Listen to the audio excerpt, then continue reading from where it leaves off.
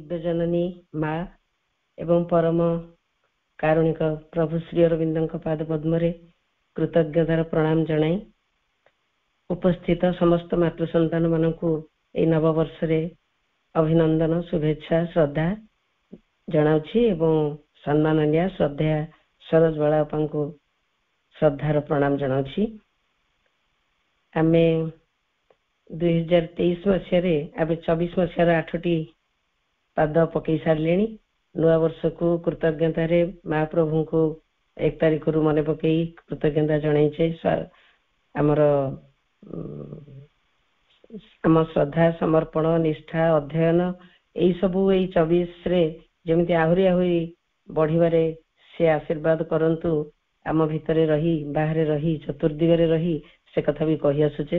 आज आउ थरे कहवा समस्तक पई मु भी कहूची निज पई निज को मिसई 23 मसीह आमे एई कार्यक्रम रे प्रभुंकर पाखापाखी 20टी कविता प्रभु को सुनैथिले एवं सेते बेलर कंटेक्स्ट थिला माँ बही 6ठ अध्यायर आलोचना।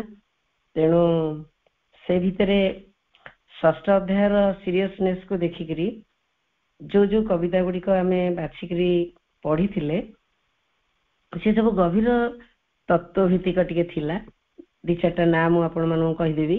आमे आरंभ करिथिले तो इनविटेशन कवितारू आमंत्रण कवितारू जोटा प्रभु 1908 मसीह रे आलीपुर जेल ले थिला बेले लिखिथिले।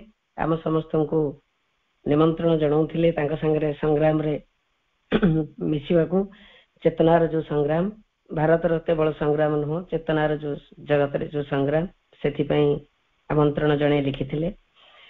तापर जेते केते गुडे कविता आमे सब सीरियस जिंस भाबरे पढिथिले जेमिति कि विटनेस स्पिरिट साक्षी सत्ता हिडन प्लान गुप्त योजना द गोल्डन लाइट स्वर्णाभ ज्योति कॉस्मिक कॉन्शियसनेस विश्व चेतना ब्लिस ऑफ आइडेंटिटी तादात्म्यर आनंद अनसीन इनफाइनाइट अदृश्य असीम bliss of identity indwelling universal ए भला सब गुडी टिके गभीर तत्वभित्तिक थिला।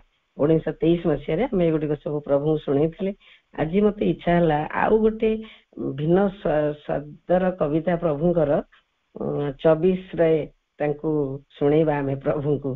से कवितार ना हूँ सी भी गोटे 14 पदी कविता सनेट ता ना प्रभु रखिछंती आई मु ओडिया रे मु आमे किए से आईटी किए बोली प्रभु हमको की भाषा रे कहिछंती आमे तो जानिछे।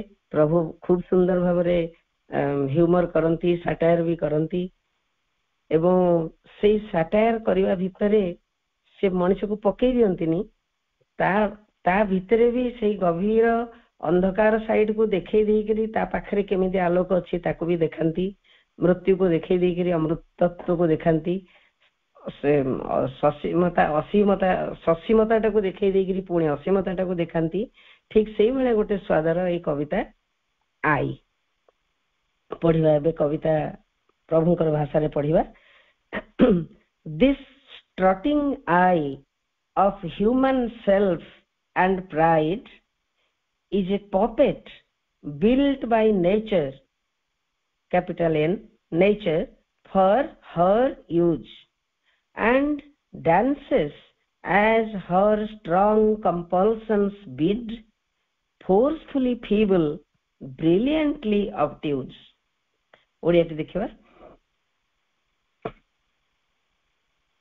मानव चेतना मध्ये ठाए जेउ मदमत्त मूंतोर बोध दि स्ट्रटिंग आई जोटा मदमत्त मूंत बोली ओडिया रे लिखिछि। मानव चेतना मध्ये थाए जेउ मदमत्त मूंतोर बोध अटे एक खेलना ई जे पपेट प्रभु लिखिले अटे एक खेलना निर्मित जे महाप्रकृति हस्ते प्रकृतिर व्यवहार पाई से एई मुटी किए जो मदमत्त हेकरी मुटी रहिछि मनुष्य चेतना भितर गोटे मुह अच्छी जी कि अति मदमत्त अति गर्वी अति अहं सी किए ना सी गोटे खेलना सीधा सीधा प्रभु कहली गोटे खेलना पपेट। आम सब कंढई नाच देखीचे ना कंढई नाच रे कंढईटा जेमती नाचु थाए सी निजे कंढई नाचुनी ताकू नचा जाउची देखिकी पिला बेले आम सब बहुत मजा करिचे किंतु सी सेई भला गोटे कंढई आमे କିନ୍ତୁ ଆମେ ଭାବୁଛେ ଆମେ ନିଜେ ନାଚୁଛେ, ନିଜେ କଥା କହୁଛେ, ନିଜେ କେତେ ଜ୍ଞାନୀ ଗୁଣୀ ମାନେ ଆମର ସବୁ ଅଛି ବୋଲି ଭାବୁଛେ, କିନ୍ତୁ ସେଇଭଳିଆ ଗୋଟେ ପପେଟ ଖେଳନା ବୋଲି ପ୍ରଭୁ କହିଲେ। ଅଟେ ଏକ ଖେଳନା, ତାକୁ ତିଆରି କରିଛି କିଏ? ନା ମହାପ୍ରକୃତି, ନେଚର ତାକୁ ତିଆରି କରିଛି। କାହିଁକି ତିଆରି କରିଛି? ନା ପ୍ରକୃତିର ବ୍ୟବହାର ପାଇଁ। ସେଇ ପ୍ରକୃତି ଯିଏ ତିଆରି କରିଛି ତା ନିଜର ବ୍ୟବହାର ପାଇଁ ସିଏ ତାକୁ ମାନେ ବ୍ୟବହାର କରିବ, ଆଉ ଯେମିତି ଭାବରେ ତାର ଖେଳନା ସିଏ ତାକୁ ବ୍ୟବହାର କରିବ। କିନ୍ତୁ ସେଇ ପ୍ରକୃତି ହାତରେ ତିଆରି ହେଇକିରି ପ୍ରକୃତିର ବ୍ୟବହାର ପାଇଁ ଥିଲେ ମଧ୍ୟ ମୁଁଟି ନିଜେ ଯୋଉ ଗର୍ବରେ ମାନେ ଯୋଉ ପ୍ରାଇଡ ଯୋଉଟା ଦେଖାଏ ସେଇଟାକୁ ଆମେ ଜାଣିପାରୁନା।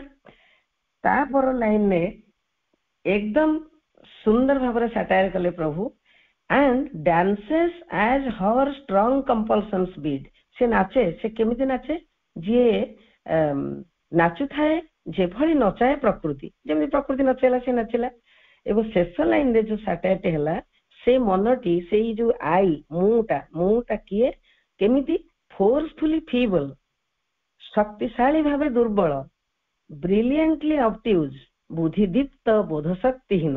ଏଇଭଳିଆ ତମେ ସାଟାୟାର ମାନେ ସଂସାରରେ କୌଣସି ସାହିତ୍ୟରେ କୌଣସି ଭାଷାରେ ଏମିତି ହେଇପାରିବନି। ସବୁ କହୁଛନ୍ତି ସେଇ ଯୋଉ ସେ ଗୋଟେ ଫିବୁଲ, ଅତି ଦୁର୍ବଳଟା, କିନ୍ତୁ ସେଇ ଦୁର୍ବଳ ଯେ ଫୋର୍ସଫୁଲି ଦୁର୍ବଳ, ସେ ଶକ୍ତିଶାଳୀ ଭାବେ ଦୁର୍ବଳ। ଯଦି ସେ ଶକ୍ତିଶାଳୀ ଭାବେ ଦୁର୍ବଳ, ସେ ଦୁର୍ବଳତାଟାକୁ ଜାଣିପାରିବ କି? କାରଣ ତା ଦୁର୍ବଳତାଟା ବି ତାର ଏତେ ଶକ୍ତିଶାଳୀ ହେଇଛି, ତେଣୁ ସେ ଜାଣିପାରୁନି। ମୁଁଟା ଯୋଉ ଇଗୋ କରୁଛି ସେ ଜାଣିପାରୁନି, ସେଇଥିପାଇଁ ସେ ଫୋର୍ସଫୁଲି ଫିବୁଲ ପ୍ରଭୁ କହିଲେ। ଏବଂ ଅବଟ୍ୟୁଜ ହେଲା ବୋଧ ଶକ୍ତିହୀନ, ନିର୍ବୋଧ। ସେ ଗୋଟେ ନିର୍ବୋଧ, ସେ ମୁଁଟା ଗୋଟେ ନିର୍ବୋଧ, କିନ୍ତୁ ବ୍ରିଲିଆଣ୍ଟଲି ନିର୍ବୋଧ, ମାନେ ବୁଦ୍ଧିଦୀପ୍ତ ଭାବରେ ସେ ନିର୍ବୋଧ। ତେଣୁକରି ସେ ନିର୍ବୋଧ ବୋଲି ବି ଜାଣିପାରୁନି। ତେଣୁ ଏଗୁଡାକ ନ ଜାଣିପାରିବାରୁ ସେ ନିଜକୁ ବହୁତ କିଛି ବେଶୀ ଭାବୁଛି। ଆମେ ଅବଶ୍ୟ ଆଲୋଚନାକୁ ଯିବାନି, ଡେରି ହେଇଯିବ। ଦ୍ୱିତୀୟ ପାରାକୁ ଯିବା। our thinking is, ସେ ଆଇ ବିଷୟରେ ଚାଲିଛି ତ, ତେଣୁ our thinking is her lip of fluttering mind, we hear and see by her constructed sense, our force is hers, her colors have combined, our fly upon the wheel magnificence। ଆମ ଚିନ୍ତା ଦୋଳାୟିତ ମନ ମଧ୍ୟରେ ପ୍ରକୃତିର ଲମ୍ଫ। ଆମ ଚିନ୍ତାଟି କ'ଣ? our thinking is her leap of fluttering mind। ଫ୍ଲଟର କରୁଛି ମାନେ ଚିନ୍ତା ଗୁଡାକ ଆମେ ଆମର ଚିନ୍ତା ବୋଲି ଭାବୁଛେ ନା, କିନ୍ତୁ ସେ ମନ ଭିତରେ ଫ୍ଲଟରିଂ ମାଇଣ୍ଡ, ଯୋଉ ମନଟି କ'ଣ କରୁଛି? ଦୋଳାୟିତ ହଉଛି ସବୁବେଳେ। ଦୋଳାୟିତ ମନ ଭିତରେ ସିଏ ଗୋଟେ ଆମେ ଯୋଉଟାକୁ ଆମ ଚିନ୍ତା ବୋଲି କହୁଛୁ, ସିଏ ଗୋଟେ ପ୍ରକୃତି ଦ୍ୱାରା, ପ୍ରକୃତି ନିର୍ମିତ। ଯେତେବେଳେ ବିବର୍ତ୍ତନରେ ଜୀବନ ଆସିଛି, ଲାଇଫ ଆସିଛି, ପ୍ରାଣ ଆସିଛି, ପ୍ରାଣ ପରେ ମନ ପୁଣି ହେଇଛି। ସେ ପ୍ରାଣ ଗୋଟେ ଜମ୍ପ ଦେଇଛି, ଲିପ୍ଟ ଦେଇଛି, ସେ ଜମ୍ପ ମାରିକିରି ସେ ମନକୁ ଆସିଛି।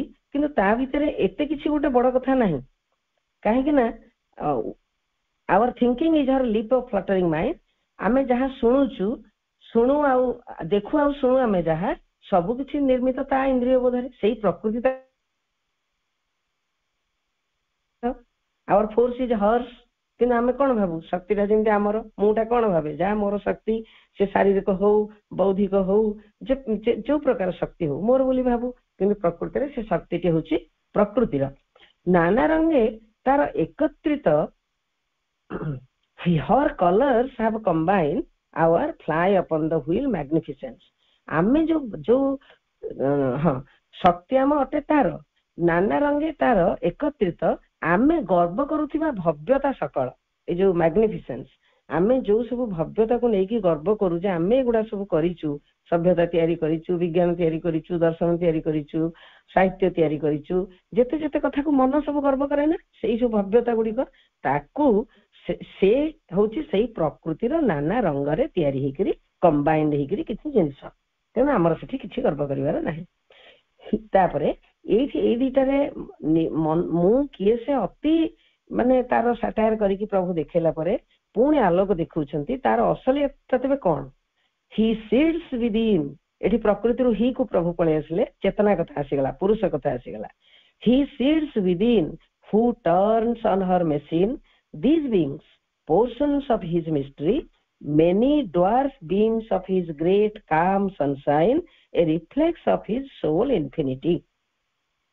ଅନ୍ତରରେ ଆସିନ ସେ ଚୈତନ୍ୟ ପୁରୁଷ, ସେ ମୁଁ ଭିତରେ, କିନ୍ତୁ ଅସଲ ଚୈତନ୍ୟ ଯେ ସେ ତା ଭିତରେ ଅଛନ୍ତି, ସିଏ ଚାଳିତ କରନ୍ତି ଯିଏ ପ୍ରକୃତିର ଯନ୍ତ୍ରକୁ, ପ୍ରକୃତିର ଯନ୍ତ୍ର ଏଇ ଯୋଉ ମୁଁ, ତାକୁ ଚାଳିତ ଯିଏ କରନ୍ତି ସିଏ ହଉଛନ୍ତି ସେ ଚୈତନ୍ୟ ପୁରୁଷ।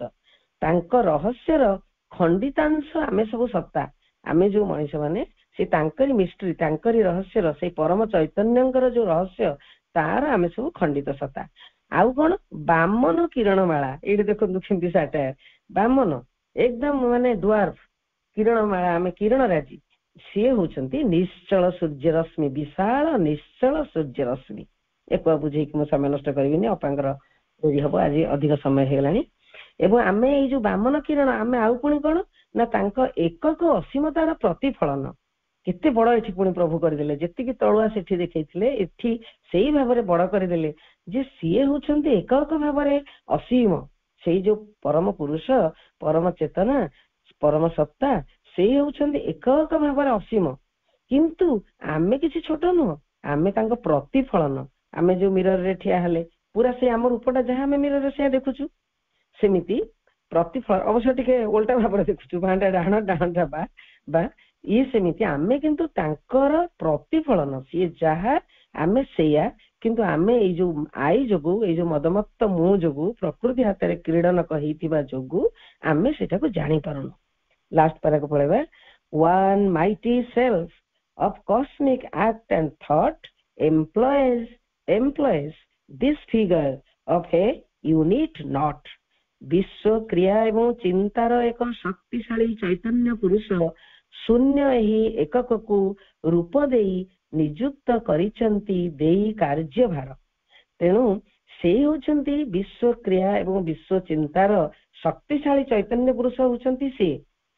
କିନ୍ତୁ ସିଏ ଆମକୁ ଏଇ ଯୋଉ ନଟ୍ କହିଲେ ପ୍ରଭୁ, NOUGHT ନଟ୍, ଏଇ ଯୋଉ ଆମେ ଜିରୋ ଶୂନ୍ୟ, ଆମକୁ ସେ ରୂପ ଦେଇଛନ୍ତି, ରୂପ ଦେଇକିରି ସେଇ ଚୈତନ୍ୟକୁ ବି ଦେଇଛନ୍ତି, ଶୂନ୍ୟକୁ ସେ ପୂର୍ଣ୍ଣ କରିବା ପାଇଁ ଚାହିଁଛନ୍ତି, ଆମକୁ ଏମ୍ପ୍ଲୟ କରିଛନ୍ତି କାର୍ଯ୍ୟ କିଛି ଦେଇକିରି।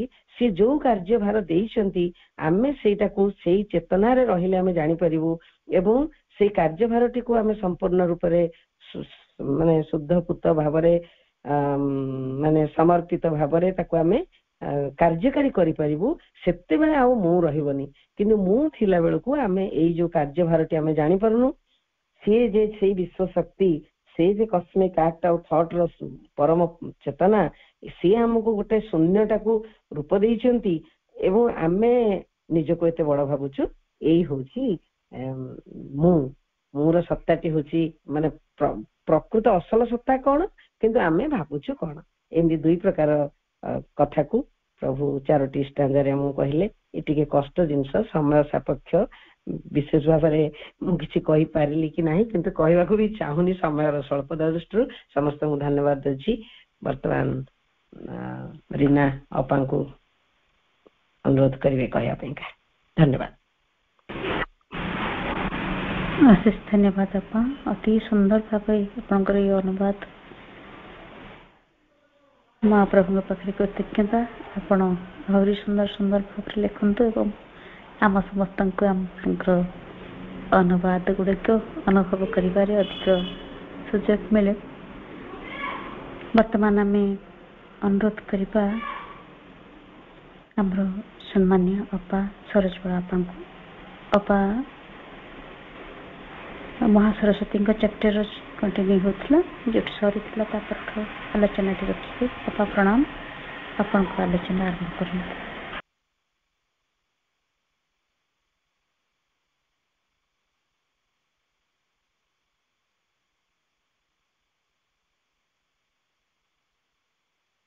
ଆଜିର ସମାବେଶରେ ଉପସ୍ଥିତ ସମସ୍ତ ଭାଇ ଭଉଣୀ ମାନେ, ମୁଁ ଆଜି କିଛି ଉପକ୍ରମଣିକା ବା ଇଣ୍ଟ୍ରୋଡକ୍ସନ ଦଉନି, କାହିଁକିନା ରତ୍ନପ୍ରଭା ଏବଂ ସରୋଜିନୀ ଅପା ଖୁବ ସୁନ୍ଦର ଦେଇ ସାରିଛନ୍ତି।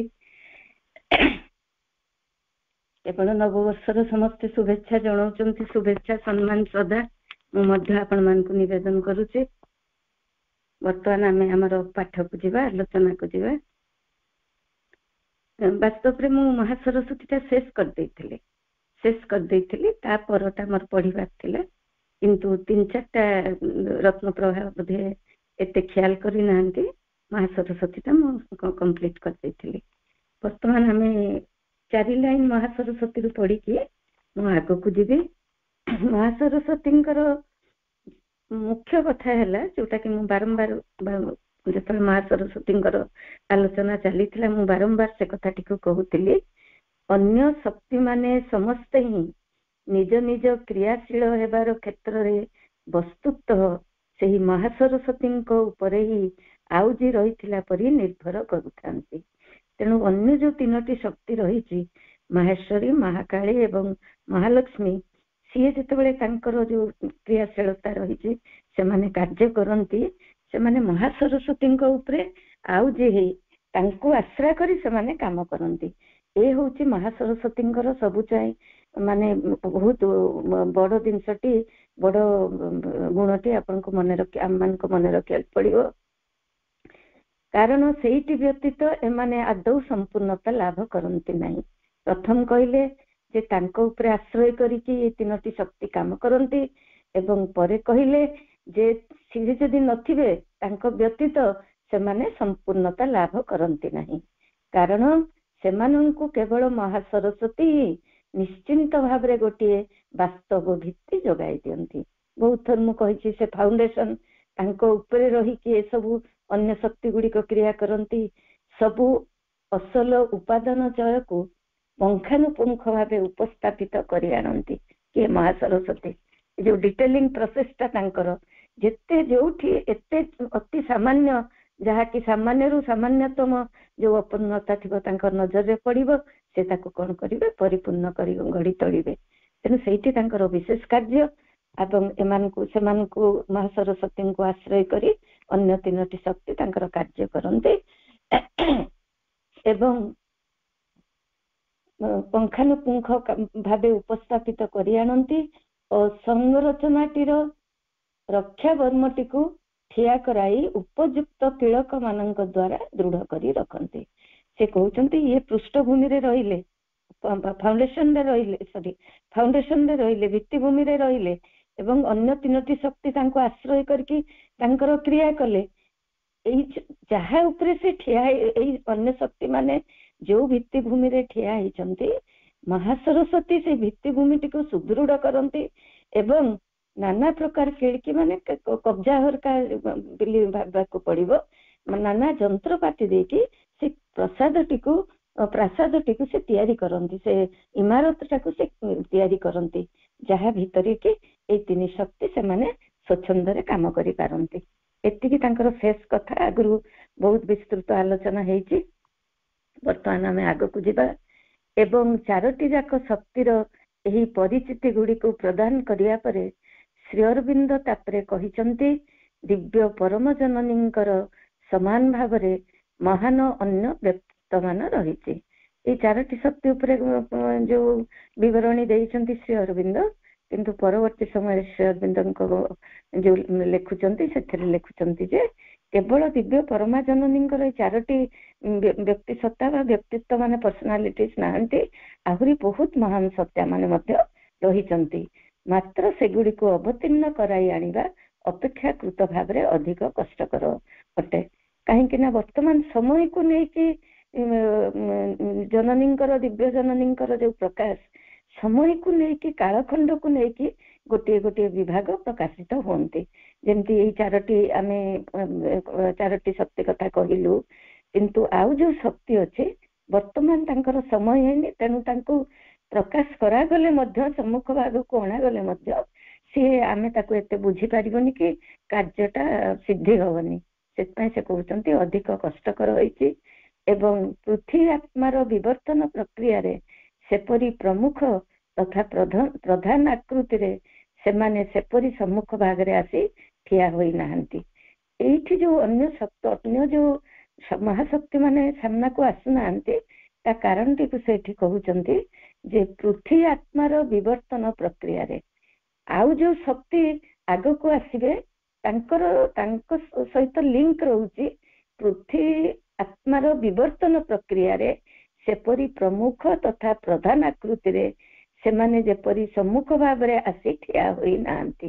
କାହିଁକି ନା ବିବର୍ତ୍ତନ ପ୍ରକ୍ରିୟାରେ ପୃଥିବୀର ବି ନିଜସ୍ୱ ଗୋଟେ ଆତ୍ମା ରହିଛି, ଆଉ ସେ ବିବର୍ତ୍ତନ ପ୍ରକ୍ରିୟା ସହିତ ଜଡିତ, ତା ସହିତ ତାର ଗୋଟେ ଗଭୀର ସମ୍ପର୍କ ରହିଛି।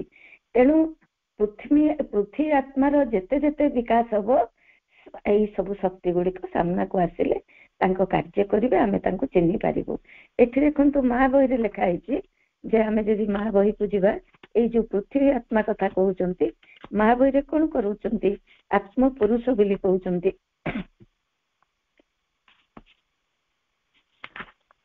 ଏଠି ଆମେ ଦେଖୁ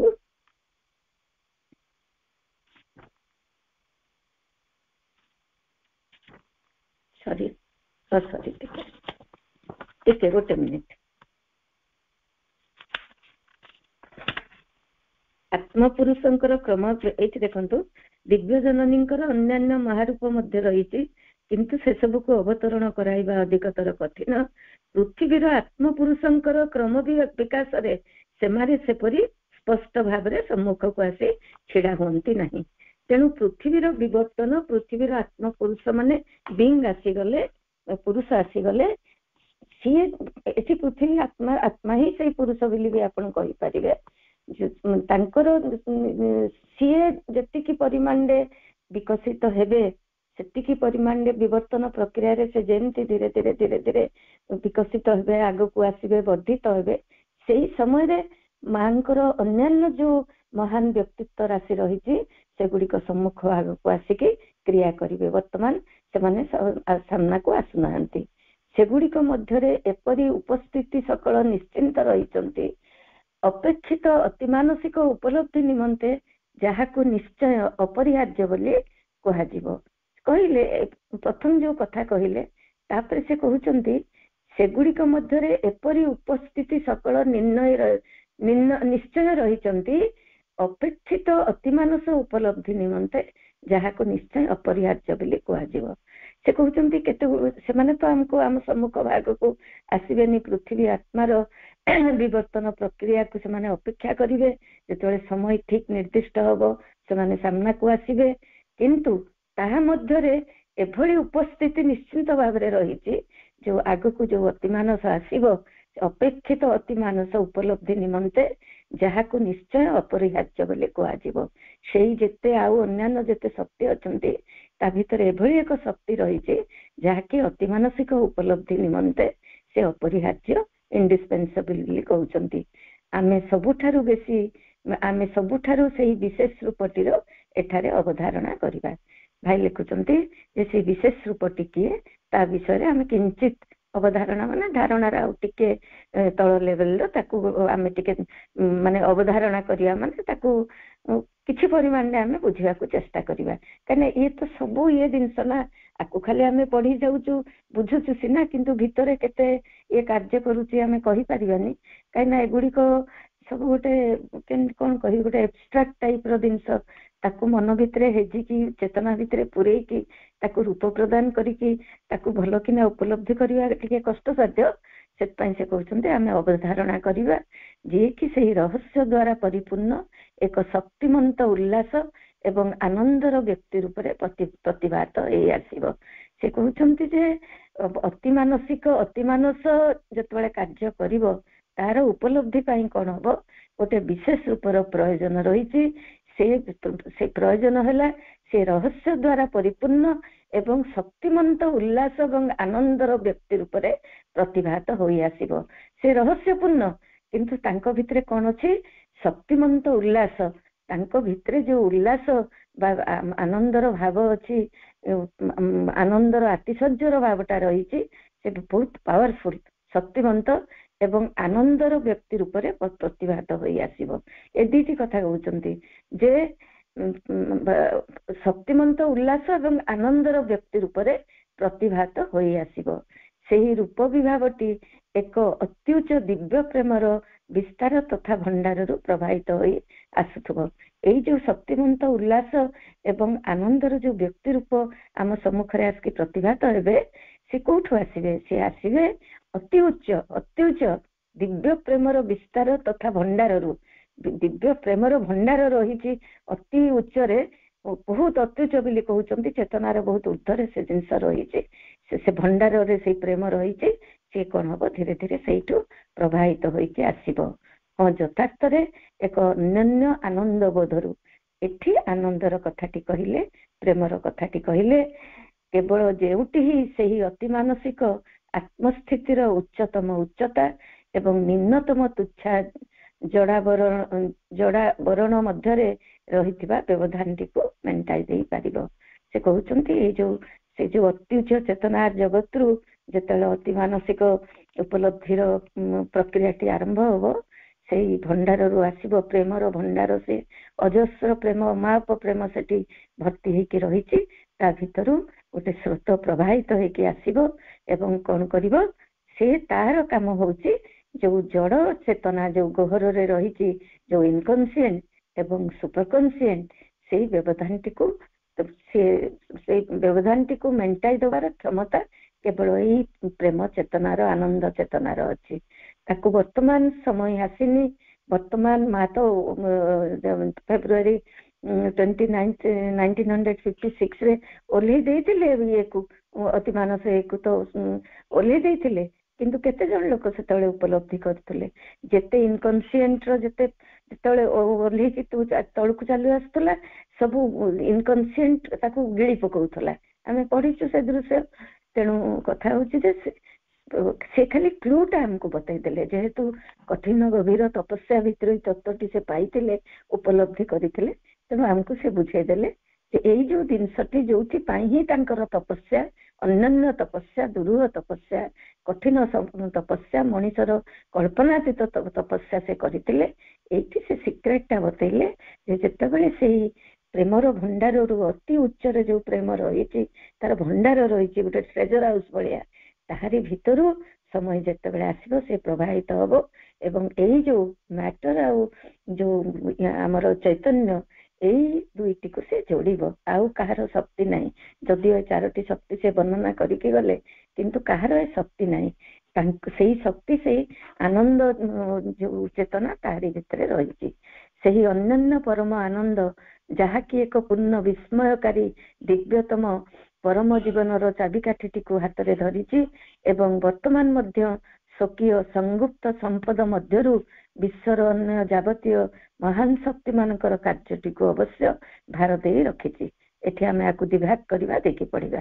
ସେଇ ଅନନ୍ୟ ପରମ ଆନନ୍ଦ, ଏଇ ଯୋଉ ପରମ ଆନନ୍ଦ କହୁଛନ୍ତି, ଇଟ୍ ଇଜ ୟୁନିକ୍, ସେଥିପାଇଁ ଅନନ୍ୟ, ଯାହାକି ଏକ ପୂର୍ଣ୍ଣ ବିସ୍ମୟକାରୀ, ଏକବାର ମାନେ ଆମର ଯାହାକୁ କହନ୍ତି ଏମେଜିଂ, ଯୋଉ ଆମେ କହୁ, ଆଉ ଅତି ବିସ୍ମୟକାରୀ ସେ ତାର ଶକ୍ତି ଦିବ୍ୟତମ ପରମ ଜୀବନର ଚାବିକାଠିଟିକୁ ହାତରେ ଧରିଛି।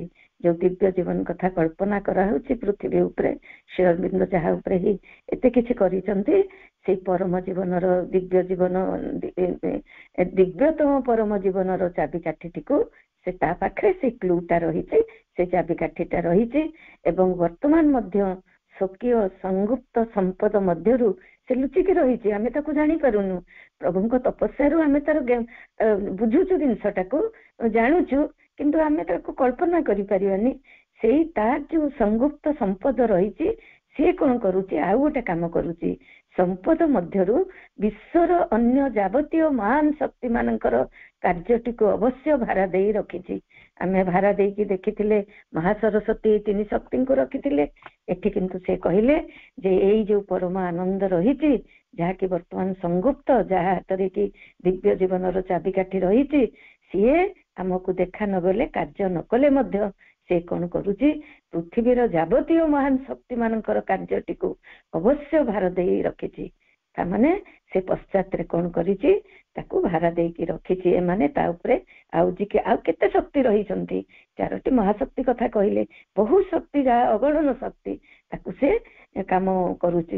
ଶ୍ରୀ ଅରବିନ୍ଦଙ୍କର ସାବିତ୍ରୀର ଗୋଟେ ୱାର୍ଡ ଅଛି, ମିରେଡ୍ସ ବୋଲି, ଅସଂଖ୍ୟ, ଅଗଣିତ ଅସଂଖ୍ୟ, ଅସଂଖ୍ୟ ପୁଣି ଅଗଣିତ ଅସଂଖ୍ୟ। ଠିକ ସେଇ ଟାଇପର କଥାଟି ଏଠି ସେ କହୁଛନ୍ତି। କେତେ କେତେ ଶକ୍ତି ମାନେ କାମ କରୁଛନ୍ତି। ସେ ଅବଶ୍ୟ ଏଇ ଯୋଉ ସଂଗୁପ୍ତ ହେଇକି ରହିଛି ଯୋଉ ପ୍ରେମର ଶକ୍ତି, ତାକୁ ସେ କଣ କରୁଛି, ସିଏ ଭାରା ଦେଇକି ଏମାନଙ୍କୁ ସବୁ ରଖିଛନ୍ତି। କାହିଁକିନା ଆମେ କହୁଛୁ ନା ଆନନ୍ଦରୁ ସୃଷ୍ଟି ହେଇଛି, ଆନନ୍ଦ ଭିତରେ ଜୀବନ ଗତି କରୁଛି, ନିମ୍ନରେ ଆନନ୍ଦ ପ୍ରବାହିତ ହଉଛି, ଶେଷରେ ଆନନ୍ଦ, ଆନନ୍ଦରୁ ହିଁ ବ୍ଲିସରୁ ହିଁ ମଣିଷର ଏଇ ଯୋଉ ସୃଷ୍ଟି ପ୍ରକ୍ରିୟାଟି ହେଇଛି ସେଇଟିକୁ ସେ କହୁଛନ୍ତି। କିନ୍ତୁ ବର୍ତ୍ତମାନ ମନୁଷ୍ୟର ପ୍ରକୃତିଟି ଯେଉଁ ସ୍ଥିତି ସ୍ତରରେ ରହିଛି ତାହା ତ ବେଳାମାନଙ୍କ ଭିତରେ ସୀମାବନ୍ଧା ହୋଇ ରହିଛି।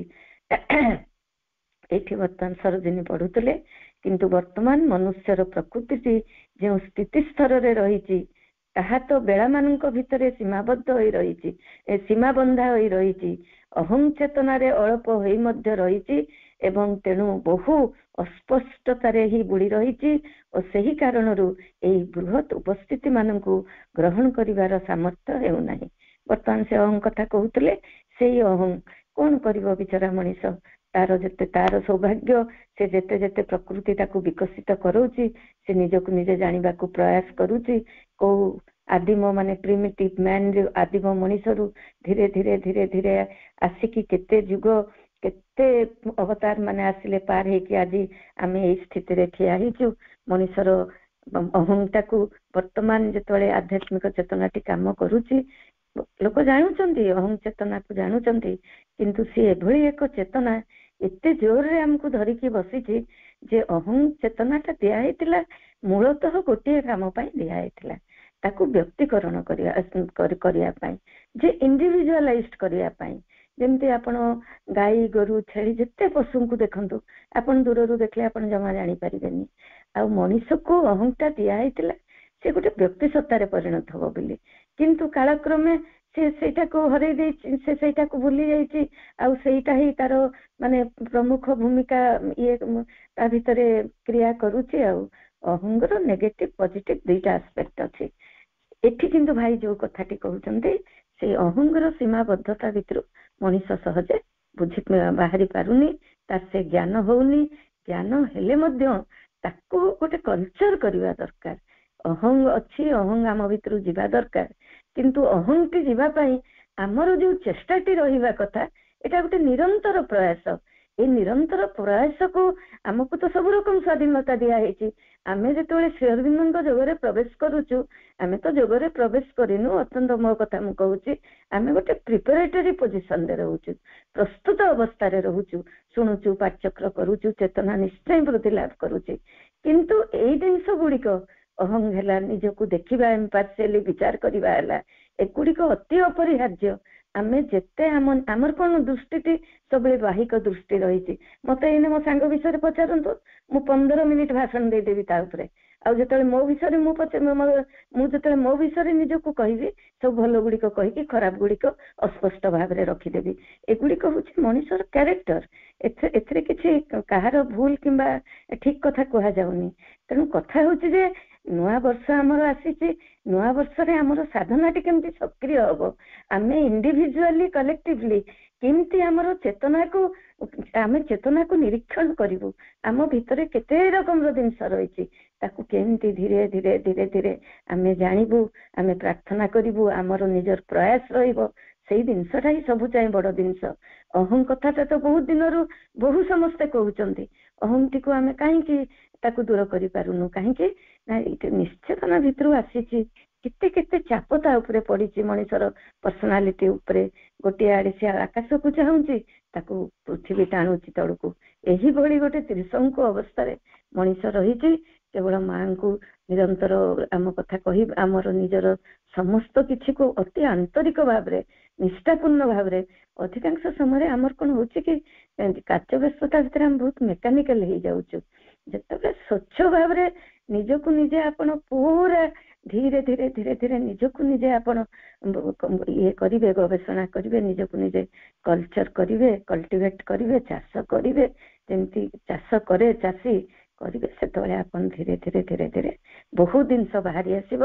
ଏବଂ ସେଥିରୁ ଆମେ କଣ କରିବୁ ନା ଏଇ ଯୋଉ ଅହଂ ରୂପୀ ଯୋଉ ଜିନିଷଟି ଆମକୁ ଏତେ ସୀମାବଦ୍ଧ କରିଦଉଛୁ, ଆମକୁ ଯୋଉ ସେପାରେଟିଭନେସ୍ ଯୋଉଟା ଆମେ କହୁଛୁ, ଯୋଉଟାକୁ ଆମକୁ ଅଲଗା କରିଦଉଛି, ଆମେ ସ୍ୱତନ୍ତ୍ର ହେଇଯାଉଛୁ। କିନ୍ତୁ ବର୍ତ୍ତମାନ ଯୋଉ ନୂତନ ପୃଥିବୀ ସୃଷ୍ଟି ହେଇଗଲାଣି, ତାର ପ୍ରଥମ କଥା ହଉଛି ଏକତା, ୟୁନିଟି, ମ୍ୟୁଚୁଆଲିଟି, ଏଗୁଡିକ ହାରମୋନି, ଏଗୁଡିକ ହଉଛି ମୂଳ ମନ୍ତ୍ର। ସେଇଗୁଡିକ ଆମେ ଯେତେ ଯେତେ ପ୍ରୟୋଗ କରିବା ଆମର ଏଇ ଗ୍ରୁପ ଭିତରେ ହଉ ଆମ ନିଜ ଭିତରେ ହଉ ସେତେ ସେତେ ଆମେ ଆଗକୁ ଯିବା ଏବଂ ପ୍ରଭୁଙ୍କର କାମକୁ ଆମେ କିଛି ତାଙ୍କ କାର୍ଯ୍ୟରୁ କିଛି ମାନେ ଆମେ କିଛି କଣ୍ଟ୍ରିବ୍ୟୁଟ କରିପାରିବା, ମାନେ ତାଙ୍କର ୱର୍ଦି ଚିଲଡ୍ରେନ ଆମେ ହେଇପାରିବା। ସେଇ ଅହଂ କଥାଟିକୁ କହିବାକୁ ଯାଇକି କହୁଛନ୍ତି ଯେ ଏଇ ଯୋଉ ଜିନିଷ ଅହଂ ଚେତନାରେ ସେହି କାରଣରୁ କଣ ହଉଛି ବୃହତ ଉପସ୍ଥିତି ମାନଙ୍କୁ ଗ୍ରହଣ କରିବାରେ ଆମେ ସମର୍ଥ ହେଉନାହିଁ ଅଥବା ସେଗୁଡିକର ଶକ୍ତିମନ୍ତ ସେହି କ୍ରିୟାଟିକୁ ବହନ କରିପାରୁନାହିଁ। ସେମାନେ ଯୋଉ ପାୱାରଫୁଲ ଶକ୍ତି ସବୁ ସେମାନେ ଯଦି ବି ଆସିଯାଆନ୍ତି ଆମେ ତାଙ୍କୁ ବେୟାର କରିପାରିବୁନି, ଆମେ ତାଙ୍କୁ ଧରିକି ରଖିପାରିବୁନି, ଆମେ ଭାଙ୍ଗିଯିବୁ। ଯେତେବେଳେ ଅଶ୍ୱପତି ଦିବ୍ୟ ଜନନୀଙ୍କୁ ଦେଖୁଛନ୍ତି ତାଙ୍କୁ କହୁଛନ୍ତି ତମେ ଆସ ବୋଲି, କହୁଛନ୍ତି ଯଦି ମୁଁ ବର୍ତ୍ତମାନ ଗୋଟେ ଯୋଉ ପାତ୍ର ରେଡି ହେଇନି, ଯଦି ସେ ଆଧାରକୁ ବର୍ତ୍ତମାନ ମୁଁ ସେଇ ଶକ୍ତିକୁ ପ୍ରେରଣ କରିଦେବି ଆଧାର ପୁରା ଭାଙ୍ଗିକି ଚୁରମାର ହେଇଯିବ। ସେଇ ଅବସ୍ଥା ଆମମାନଙ୍କର, ଆମେ ତାକୁ ସହ୍ୟ କରିପାରିବାନି ବୋଲି ତାକୁ ପ୍ରକୃତି ଆମ ପାଖକୁ ବର୍ତ୍ତମାନ ଆଣୁନାହିଁ। କେବଳ ଯେତେବେଳେ ଏଠାରେ ଆଲୋଚିତ ହୋଇଥିବା ପରମା ଜନନୀଙ୍କର ସେହି 4ଟି ମହାଶକ୍ତି ରୂପାନ୍ତର ଲାଭ କରିଥିବା ଆମର ମନ ପ୍ରାଣ ଓ ଶରୀରରେ ନିଜ ନିଜର ସାମଞ୍ଜସ୍ୟତା ତଥା ମୁକ୍ତ କ୍ରିୟାଶୀଳତା ନିମନ୍ତେ ଭିତ୍ତିଟିଏ ଲାଭ କରିପାରିବେ। ଏତିକି ପଢିବା। ସେ କହୁଛନ୍ତି ଆଗକୁ କଣ ହବ, ଆମେ ଯୋଉ ଆଲୋଚନା କଲେ 4ଟି ମହାଶକ୍ତିଙ୍କର, ସେଇ ମହାଶକ୍ତି ଆମ ଭିତରେ କେମିତି କ୍ରିୟା କରିବେ। ଆମ ଭିତରେ ତ ସେମିତି କ୍ରିୟା କରିବେନି, ଆମର ମନ ଆମର ପ୍ରାଣ ଆମ ଶରୀରରେ ଗୋଟେ ସେଗୁଡିକ ରୂପାନ୍ତର ହବା ଦରକାର। ଆମେ ନିଜେ ରୂପାନ୍ତର କରିପାରିବାନି, ଆମର ତେଣୁ ମା 3ଟି ଆମକୁ ମନ୍ତ୍ର ଦେଇଛନ୍ତି। ଆମେ କେତେ ତାଙ୍କ ପାଖରେ ଓପନ ହବା, କେତେ ଆମେ ତାଙ୍କ ପାଖରେ ସମର୍ପଣର ଭାବ ନେଇ କରିବା। ସମର୍ପଣ ପ୍ରତିଦିନ ଆହୁରି ଲିଭିଙ୍ଗ ହଉଥିବ। ଆମର ସବୁବେଳେ ଅଭିପ୍ସା ରହିବ, ଅଗ୍ନି ଭଳିଆ ତେଜ ଆମର ଅଭିପ୍ସା ରହିବ। ଆମ ଭିତରେ କେତେ ଜିନିଷ ଅଛି ଆମେ ରିଜେକ୍ଟ କରିବା। ଏଇ 3ଟି ମହାମନ୍ତ୍ରକୁ ଯେତେବେଳେ ଆମେ ଧୀରେ ଧୀରେ ଧୀରେ ଧୀରେ ଆମ ଭିତରେ କ୍ରିୟାଶୀଳ କରିବା, ସେତେବେଳେ ଧୀରେ ଧୀରେ ଆମର ମନ ପ୍ରାଣ ଏବଂ ଶରୀର ଭିତରେ କଣ ହବ, ସମୟ କ୍ରମେ ତାଙ୍କର ଆଶୀର୍ବାଦରୁ ଆମ ଭିତରେ ଗୋଟେ ସାମଞ୍ଜସ୍ୟତା, ଗୋଟେ ହାରମୋନି, ଏଇ ଯୋଉ 4ଟି ଶକ୍ତି ସେମାନେ ହାରମୋନିୟସଲି ଆମ ଭିତରେ ବାସ କରିବେ ଏବଂ ମୁକ୍ତ ଭାବରେ ଆମ ଭିତରେ କାର୍ଯ୍ୟ କରିପାରିବେ। ମୁକ୍ତ କ୍ରିୟାଶୀଳତା ନିମନ୍ତେ ଭିତ୍ତିଟିଏ ଲାଭ କରିପାରିବେ। ଆମର ଏଇ ଯୋଉ ରୂପାନ୍ତରିତ ମନ ପ୍ରାଣ ଶରୀର ଧୀରେ ଧୀରେ କଣ ହବ, ଏଇ 4ଟି ଶକ୍ତିଙ୍କର କୁ ନେଇକି ତାଙ୍କ ଭିତରେ ଗୋଟେ ସିନ୍ଥେସିସ୍ ହେଇକି ଆମର ଭିତ୍ତିଭୂମିଟିକୁ ସେ ତିଆରି କରିବେ। ଏହି ସେତେବେଳେ ଯାଇ ସେହି ଅପେକ୍ଷାକୃତ ଅଧିକ ବିରଳ ଅନ୍ୟ ମହାଶକ୍ତି ଜୟ ଏହି ବିଶ୍ୱଟିର ଗତିଶୀଳତା ମଧ୍ୟରେ ଗୋଟିଏ ବାସ୍ତବ ପ୍ରକାଶ ରୂପେ ଦୃଶ୍ୟମାନ ହୋଇ ଆସିବେ। ପ୍ରତି ୱାର୍ଡକୁ ଲକ୍ଷ୍ୟ କରନ୍ତୁ, କେତେ ଇମ୍ପୋର୍ଟାଣ୍ଟ ଜିନିଷ କୁହାଯାଉଛି। ସେତେବେଳେ ଯାଇ ସେହି ଅପେକ୍ଷାକୃତ ଅଧିକ ବିରଳ ଅନ୍ୟ ମହାଶକ୍ତି ଜୟ, ଏଇଟା ପ୍ରଥମ 4ଟି ଶକ୍ତି କଥା କହିଲେ। ବର୍ତ୍ତମାନ ପରବର୍ତ୍ତୀ ସମୟରେ ଯୋଉ ସବୁ ମହାଶକ୍ତି ମାନେ ଆସିବେ, ସେ କିନ୍ତୁ ଗତିଶୀଳତା ମଧ୍ୟରେ ଗୋଟିଏ ବାସ୍ତବ ପ୍ରକାଶ ରୂପେ ଦୃଶ୍ୟମାନ ହୋଇ ଆସିବେ। ବିଶ୍ୱର ଗତିଶୀଳତା ଚାଲିଛି, ସେ ମୋବାଇଲ ନାହିଁ, ସେ ମୋବାଇଲ ହେଇକି ଚାଲିଛି। ତାହାରି ଭିତରେ କଣ ହବ, ଏଇ ଶକ୍ତି ଗୁଡିକ ତାଙ୍କର ସେ ନିଜେ ନିଜେ ନିଜକୁ ଧୀରେ ଧୀରେ ପ୍ରକାଶ କରିବେ ଏବଂ ସେତେବେଳେ ଯାଇ ସେହି ଅତି ମାନସିକ କ୍ରିୟାତ୍ମକତାଟି ମଧ୍ୟ ସମ୍ଭବ ହବ। ଅତି ମାନସ କେତେବେଳେ କ୍ରିୟା କରିବ, ସେତେବେଳେ ଏଇ ସବୁ ଜିନିଷ, ଉପରୁକ୍ତ ଜିନିଷ ଗୁଡିକ ସେ ପଏଣ୍ଟ ୱାଇଜ କହିଦେଇ ଗଲେ। ତାର ସିଷ୍ଟମଟାକୁ କେମିତି କେମିତି କେମିତି କେମିତି ହବ ସେଗୁଡିକ ଶ୍ରୀ ଅରବିନ୍ଦ ବର୍ଣ୍ଣନା କରିପାରିଗଲେ। ବର୍ତ୍ତମାନ ଆମେ ଦେଖିବା, କାରଣ ଯେତେବେଳେ ତାଙ୍କର ବ୍ୟକ୍ତି ରୂପ ଗୁଡିକ ତାଙ୍କ ଭିତରେ ଏକତ୍ର ହୋଇ ଆସିବେ ତଥା ପ୍ରକାଶ ଲାଭ କରିବେ, ଏଗୁଡିକ ଏବଂ ସେହି ସବୁ ଗୁଡିକର ଭିନ୍ନ ଭିନ୍ନ କ୍ରିୟାଶୀଳତା ଗୁଡିକ ଏକାଠି ହୋଇ ଆସି ଏକ ସାମଞ୍ଜସ୍ୟତାପୂର୍ଣ୍ଣ ଐକ୍ୟରେ ପରିଣତ, ତାଙ୍କ ମଧ୍ୟରେ ଆପଣା ଆପଣାର ଅତିମାନସିକ ଦେବରୂପ ଗୁଡିକୁ ଉତ୍ତୋଳିତ ହୋଇଯିବେ।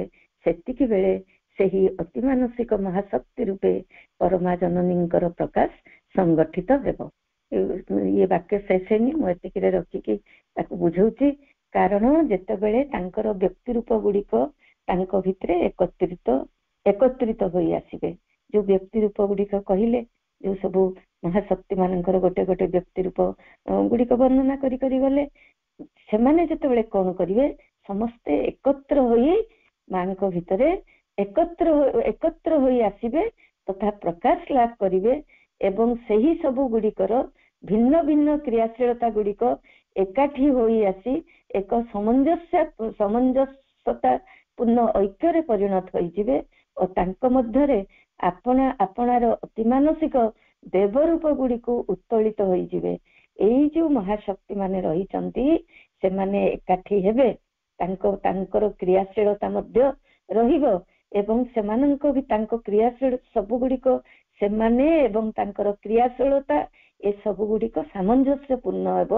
ସେମାନେ ମାଙ୍କ ଭିତରେ କାର୍ଯ୍ୟ କରିବେ, ସମସ୍ତେ ଏକାଠି ହେଇକି ଗୋଟିଏ ଐକ୍ୟରେ ପରିଣତ ହେଇଯିବେ, ସମସ୍ତେ ଏକାଠି ହେଇଯିବେ ଏବଂ ମାଙ୍କ ଭିତରେ ସେମାନେ କେମିତି କାର୍ଯ୍ୟ କରିବେ, ତାଙ୍କ ମଧ୍ୟରେ ଆପଣାର ଅତିମାନସିକ ଦେବରୂପ ଗୁଡ଼ିକୁ ଉତ୍ତୋଳିତ ହୋଇଯିବେ।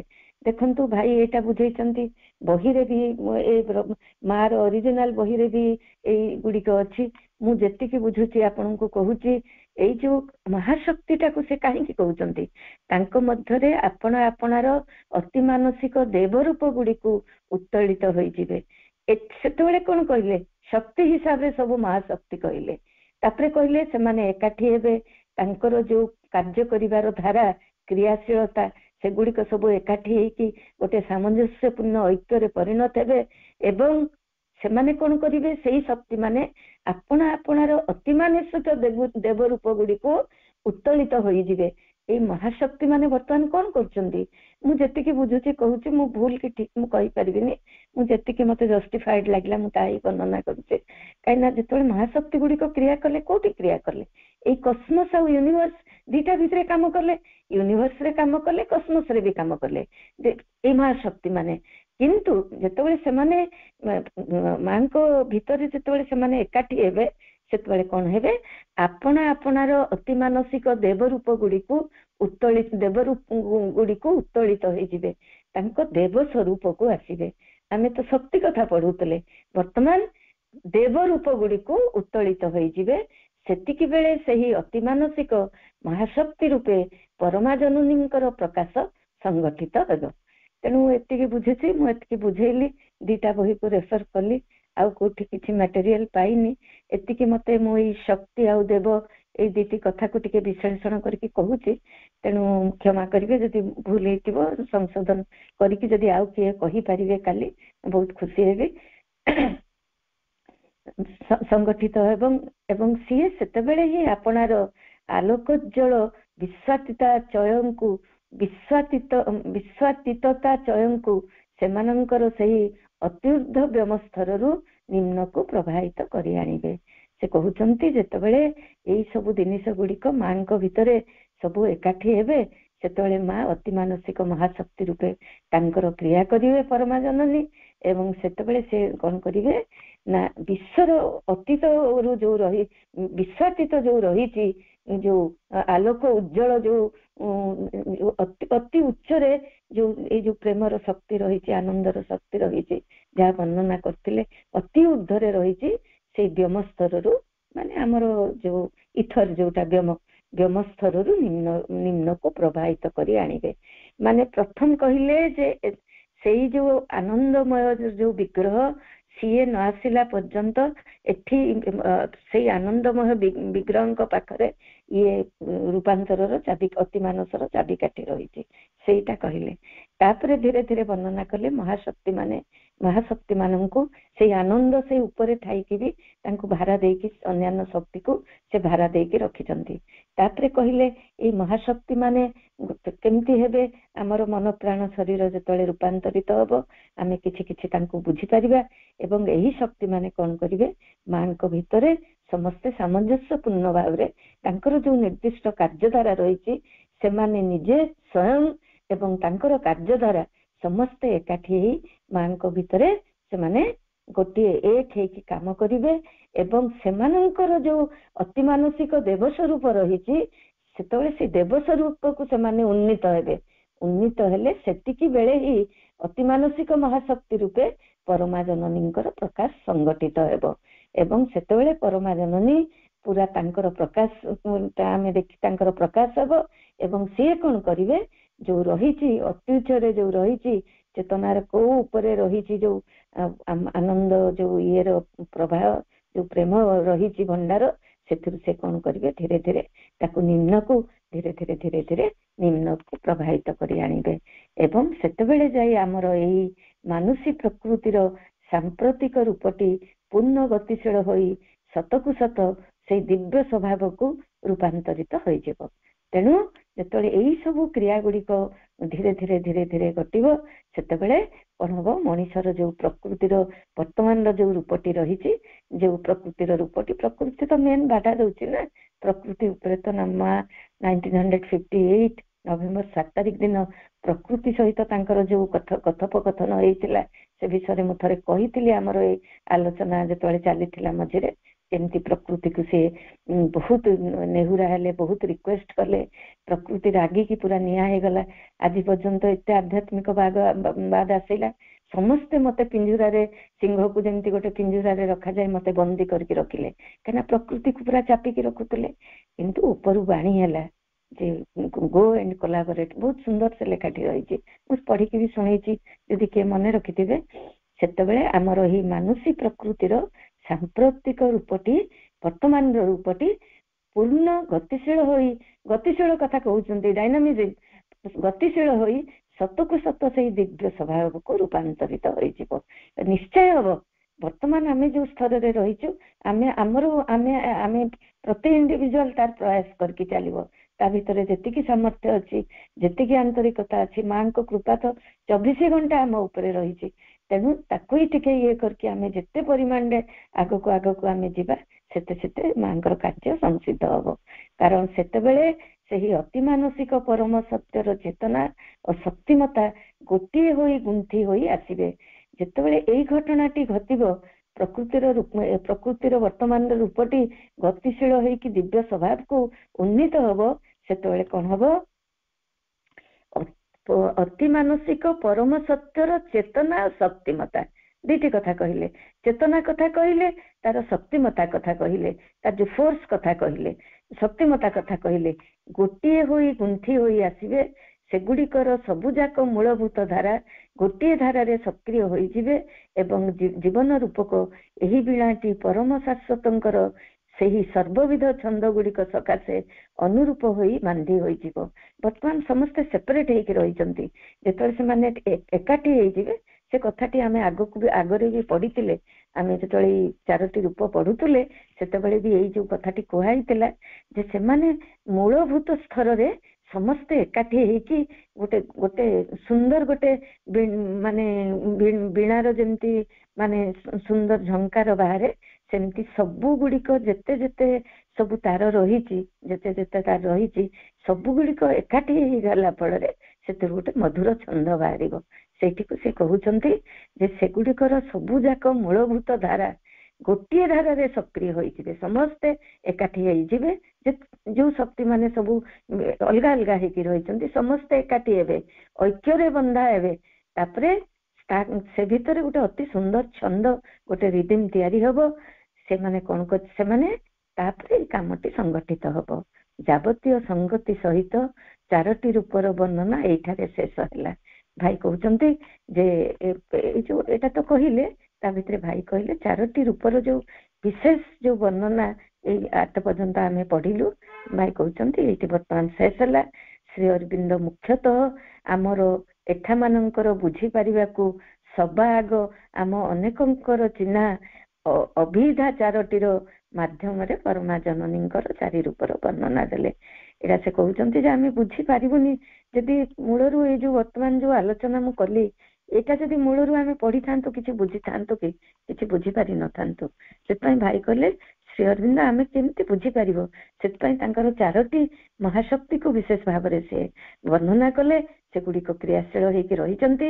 ତାପରେ ପରେ ବର୍ଣ୍ଣନା କଲେ ଯେ ନେକ୍ସଟ କୋଉ ଫେଜ ଆସିବ, ଅତିମାନସ ଆଡକୁ, ଏମିତି ବିବର୍ତ୍ତନ ଧାରାରେ ବି ସେ ଅତିମାନସ ଆଡକୁ ଗତି କରୁଛି ଏବଂ ଶ୍ରୀ ଅରବିନ୍ଦ ତାକୁ ଆମର ପୂର୍ଣ୍ଣ ଯୋଗରେ ବି ତାର ମୂଳ ଲକ୍ଷ୍ୟ ହେଲା ସେଇଆ। ତା ଭିତରେ ଯୋଉ ଆନନ୍ଦ ବିଗ୍ରହ କଥାଟି କହିଲେ, ତେଣୁ ଏବଂ ଆମେ ମାନେ ହୁଏତ କେଡ଼େ ପ୍ରସନ୍ନ ଭାବରେ ତାହାକୁ ମାଙ୍କର ଚତୁର୍ବିଧ ରୂପ ବୋଲି ଜାଣିଲୁ। ଭାଇ କହିଲେ ଯୋଉ 4ଟି ରୂପର ବର୍ଣ୍ଣନା ଦେଲେ ଆମେ ବହୁତ ଖୁସି ହେଇକି ଭାବିଲୁ ଯାହା ହଉ ମାଙ୍କର ଚତୁର୍ବିଧ ରୂପ। ଖୁବ ଭାଇଙ୍କର ତ ଟିକେ ସାଟାୟାର ଅଛି, ଟିକେ ବ୍ୟଙ୍ଗ ଅଛି।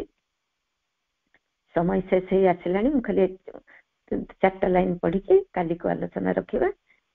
ଚତୁର୍ବିଧ ରୂପ ବୋଲି ଜାଣିଲୁ, 4 ରୂପରେ ଯାହାଙ୍କୁ ବୁଝିଲୁ ଏବଂ ସମ୍ଭବତଃ ଅଧିକ ସହଜ ଏବଂ ସୁପାଚ୍ୟ ବୋଧ ହେଲା ବୋଲି ଆମର ନାନା ମେଳରେ ସେହି ଛାଞ୍ଚର ଆଲୋଚନା ମାନ କଲୁ। ଆମ ମେଳରେ ମାନେ ଯୋଉ ମଣ୍ଡଳ ଭାଇ ସବୁବେଳେ କହନ୍ତି, ତାରି ଭିତରେ ବସିଲୁ, ଏସବୁ ଆଲୋଚନା କଲୁ, ଭାରି ଖୁସି ହେଲୁ, ଆମକୁ ସହଜ ଲାଗିଲା, ସୁପାଚ୍ୟ ହେଲା। ସୁପାଚ୍ୟ ମାନେ ଆମେ ତାକୁ ହଜମ କରିପାରିଲୁ। ମେଳରେ ସେହି ଛାଞ୍ଚର ଆଲୋଚନା ମାନ କଲୁ। ଆମେ ସେଗୁଡ଼ିକୁ ଗୁନ୍ଥି ରହିଥିବା ସେହି ଗୋଟିଏ ଆହ୍ୱାନର ଯୋଗ୍ୟ ହେଲେ ଯେ ତାଙ୍କୁ ଆମେ ଆମର ଏହି ମାନୁଷୀ ସଂସାର ଅର୍ଥାତ୍ ସମ୍ପର୍କ ସକଳ ମଧ୍ୟରେ ଅତ୍ୟନ୍ତ ଚାକ୍ଷୁଷ ଓ ସୁଯୁକ୍ତ ଭାବରେ ସର୍ବଦା ଉପଲବ୍ଧି କରିପାରିବା। ଶ୍ରୀ ଅରବିନ୍ଦଙ୍କର ଏହି ଅସଲ କଥାଟିକୁ ଆମେ ସେହି ଉତ୍ସାହରେ ଗୌଣ କରି ରଖିଦେଲୁ ନାହିଁ ତ। ଏଇଟା କାଲି ଟିକେ ଭାଇ ଲେଖିଛନ୍ତି, ଆଜି ସମୟ ହେଲାଣି କାଲି ଆଉ ଟିକେ ବୁଝେଇବି।